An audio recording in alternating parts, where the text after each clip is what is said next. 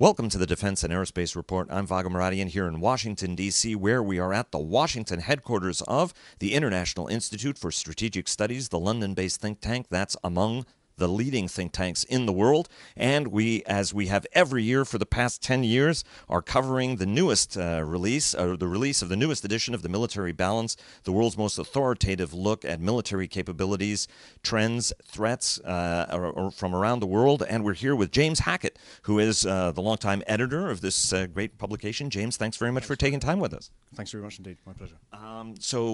As we've talked every year, what are sort of the key trends that you're highlighting? And, you know, everybody's eyes are on Russia. They're on China.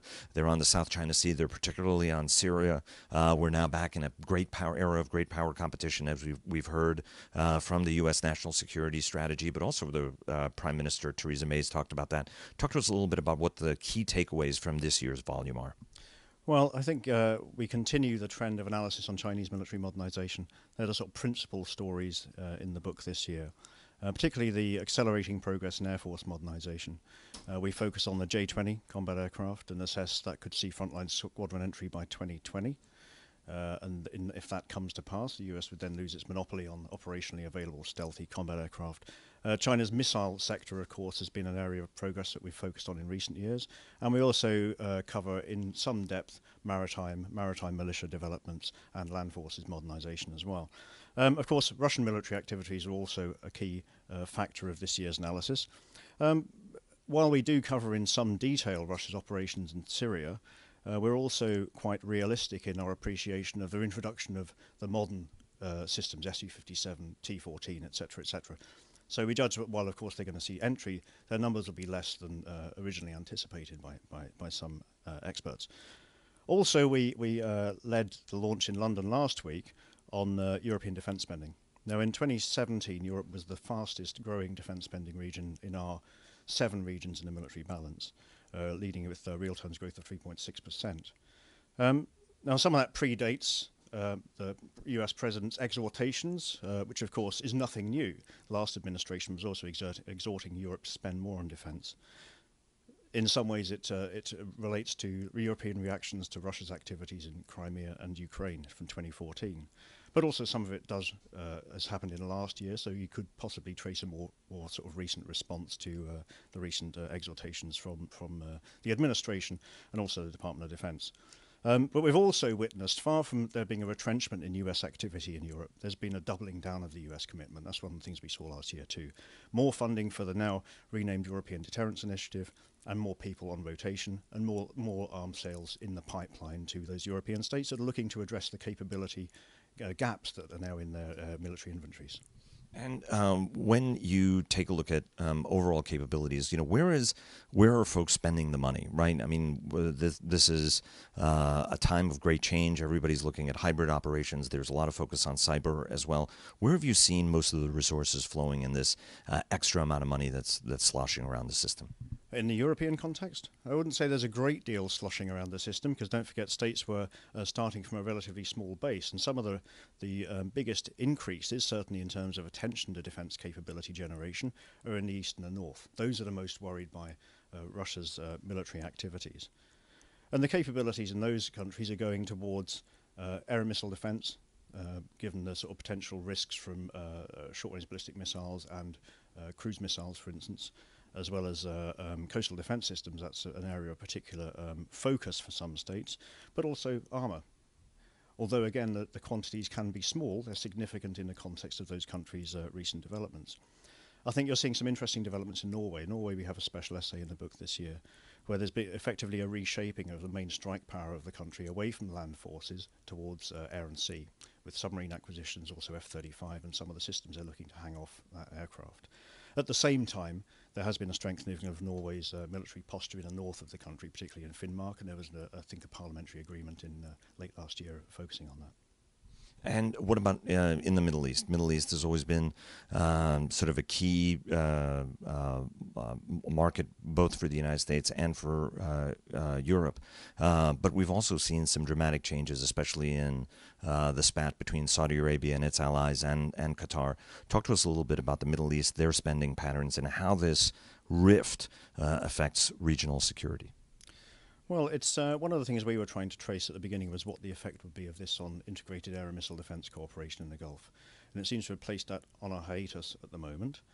However, countries are still developing these capabilities bilaterally with cooperation with the United States. The US still seems to be in a hub-and-spoke model of missile defence cooperation in the region. And countries are still boosting their own domestic military systems. I think, of course, there's always been a historical focus on air power in the region, and those seem to be still some of the major priority areas for national defence procurements, but also maritime systems. And that's not just in the Gulf, of course. We've seen a growth in Egyptian military capabilities in recent years too. So certain countries in the region have been procuring Algeria too, in the North Africa region. It's part of our combined Middle East and North Africa region. More capabilities that will enable them to conduct expeditionary military operations, actually. Growth in strategic airlift capabilities in the region is another one. So there's more extroversion, I think, in regional defence policies, but the procurement trend lines remain the same as they have for the last few years, I think. And let me ask you about Asia. There is a lot of focus, a lot of concern about China, Japan. A number of other countries in the region have been spending more money. Talk to us a little bit about where we're seeing that funding going. Well, it's hard to generalise, of course. I think in the Asia-Pacific context, one of the key trends that people focused on in recent years was submarine procurements. Countries were buying more endurance in their submarines, more capacity in terms of the weapon systems that they're able to operate, more AIP, so longer duration submerged, things like that. The air-independent propulsion, and the Australian order being one of the leading ones where Australia bought from France. Yeah, I mean, of course, you see different countries, of course, responding to their own particular national security requirements.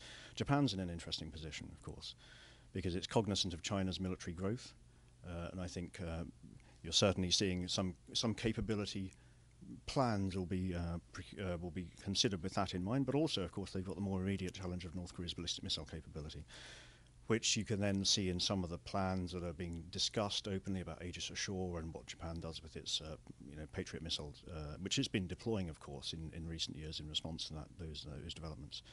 You mentioned North Korea, and I want to get to North Korea and its capabilities, but then China also. All eyes are on China, and you talked about some of the air systems and other kind of capabilities. The challenge with the Chinese is always understanding what the net effect of the technological investment is and how good are these systems. There's an increasing realization they're actually pretty good. What sort of progress are the Chinese making in stitching all of these varied different capabilities together to give it something greater than the sum of its parts? I think you've sort of hit the heart of the question, really, with Chinese military modernization. It's one of the observations that people have with a number of countries that have significantly accelerated the pace of military capability development, is can they actually use it? You've seen an increase in the realistic scenarios of their military exercises, more Blue Force, Red Force developments. Units lose as part of exercise and training scenarios. However, if you look in comparison to Russia, the Russians are learning the lessons of real-world operations now, and China still doesn't have that. Of course, as it conducts its maritime operations further at reach, it's becoming more used to long deployments, etc., but still, it's in a training scenario only. I think one of the really interesting things you'll see is, can China manage command devolution down to junior leader level that's required for effective operation in a modern military environment, as Western states conceive of these operations taking place now, particularly in an era where there's strengthened party control and central party control over the PLA. So that's an interesting question, a conundrum that we've been examining in quite some detail. But of course, absent real-world tests and operations, it's hard to really judge the effectiveness of those sort of training programs and changes in doctrine, etc., on the Chinese military capability. But those changes are needed to use those systems to best effect. And let's talk briefly about North Korea. Any sense, I mean, this is a threat that's been a long time in the making. To give us sort of a sense on, from your guys' estimate, because you guys track it very closely, on what North Korea's actual capabilities are, and what the best way for the international community to actually deter the North Koreans, because there are those who argue they're undeterrable and they're unpredictable. There are others who say actually they're remarkably predictable and they're interested in regime survival ultimately. Give us a sense on both of those. Well, of course, if I had the answer to that, I'd be a very wealthy man. Of course, there have been significant, again, like China, an acceleration of the modernization of North Korea's ballistic missile inventory in the last couple of years. What we're seeing is perhaps a move towards more survivability. What we're seeing is tracked off-road vehicles that are able, of course, to offer more mobility, shoot and scoot, that sort of thing. Solid systems, SLBM systems under development to give a more resilient capability. Now that's, I suppose, with a view not just to potential US contingencies, but also the military developments in South Korea. Because, of course, over the last few years, what we saw after the 2016 South Korean Defense White Paper was not just kill chain and the Korean Air and Missile Defense Program, but KMPR, the Korean Massive Punishment and Retaliation Strategy. So quick reaction, deep strike systems that are being developed by South Korea, and North Korea's capability developments will be taking place with a view to what the other side is doing as well, I think. And I think noteworthy on the South Korean side, of course, is the regulation loosening, I think, that took place last year vis-à-vis the warhead weight and restrictions on ballistic missile capability developments. South Korea, I think, demonstrated with US forces late last year when they launched near simultaneously ATACMS and Hyunmoo-2 missiles, the rapid deep strike response capabilities that those countries have.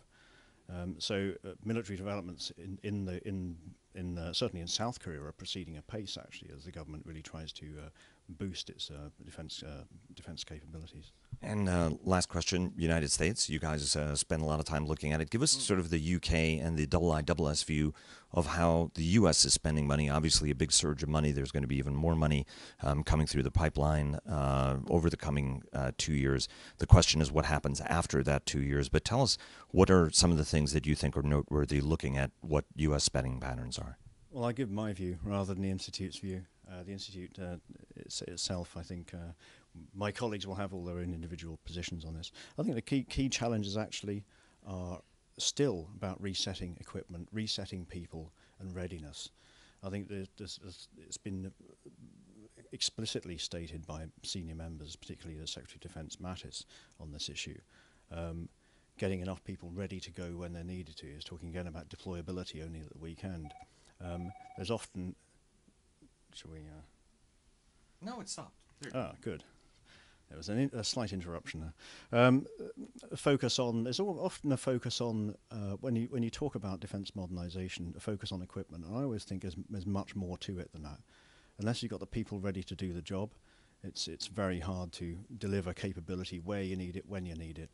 And I think certainly that's one of the lessons that came out of the 7th Fleet incidents earlier in the year. There needs to be a lot of attention on the sort of the human dimension to capability, and the people in the service were running hot. James Hackett, editor of the Military Balance. It's always a treat. Thanks very, very much. Thanks very much. Thank you. Thanks very much.